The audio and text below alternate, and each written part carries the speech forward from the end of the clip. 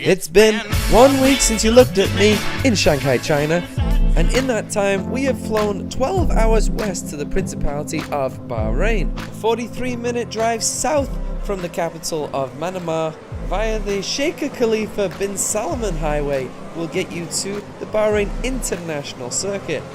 A few major differences that you might notice: it is nighttime, the first night race of the season, and it's a well-known fact that all of the stars shine brightest under the lights. Let's take a look at who was the star from qualifying. The Argentinian Ezequiel Montero makes it back-to-back pole positions, and finally normality has resumed as Montero and Riera share the front row for the first time. Row 2, double T, Acosta, trying to get his season going, and he's alongside Corey Mackey once again on the second row. Row 3, the Red Rifle, beginning to creep his way up the front end alongside Glenn Cooper, who will be shining here today. He starts ahead of the first of one. Bermudans in the field, Richard Walcott, and an all Toro Rosso, row 4, Pato on the inside of his teammate. Row 5 sees the 11-letter juggernaut in Samuel Campisciano, and ghosts come out at night, kids. Dave Carney starts on the outside of row 5. The first knockout in Q2, Leandro Schrob, starts on the outside of row 6, and Richard Haney, the second Ferrari, lines up P12. And it's not all smiles for Renault. Edmundo Martinez with a disappointing 13th place on the grid, alongside the 4-letter juggernaut in Brandon Gant. Championship leaders get no respect at SimRacingHub, and Darren Fisher starts down in P15 alongside Jacobo Cardozo in the McLaren. 17th, and a former champion in himself, Sean Higgins in the Mercedes alongside the captain, John Cook, who will lead his charge from P18. First timer Carlos Reina will be a replacement in the Red Bull, and the invisible Deuce Michaels will round out row 10.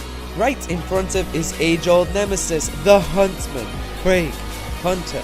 Keita Bautista did not set a lap in qualifying.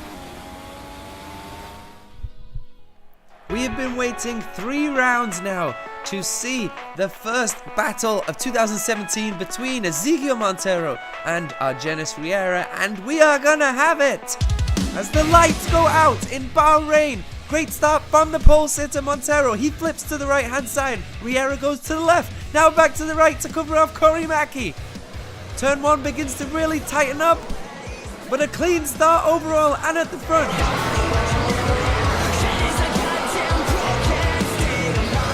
Down at the back of the field, and Keita Bautista is already past 5 cars. Great start for the Sauber team there. The action at the back continues. The captain is chasing a fleet of Red Bulls. Championship leader Darren Fisher off in the final turn already. Up at the top, battle for first place. O-double-T-O Acosta on the inside of Ezequiel Montero, and he gets past.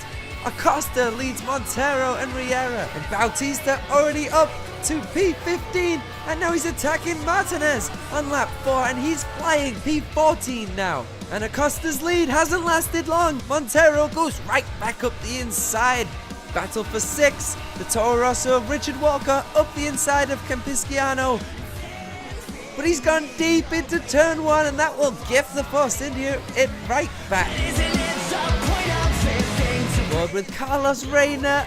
He's into the sand. And the leaders come back round. Start finish straight again. And Acosta at the inside of Montero. And he gets it past, but Montero's going to try and hold it around the outside. And right behind this battle is Argenis Riera. And it's all falling into place for him. He's just waiting for a mistake. Team Haas put their cars around. And we've found our first dogfight. Higgins, Gant and Bautista battle for 12th. Look at Keita Bautista go. He's already up to P14. He's all over the Force India. And it's a manner into the back of a Red Bull. The Huntsman bags himself a Red Bull.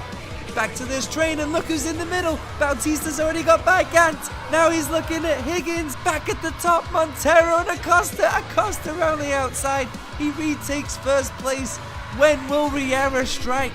Lap 11, P11, on board with Brandon Gant. Runs wide. He's going to lose a place to Jacobo Cardozo. And Gant doesn't like P12 one bit as he spins and throws it away. Back to Bautista Camp, P8 runs wide and the first mistake of the day, and now where's he going? Don't go down into the dark abyss.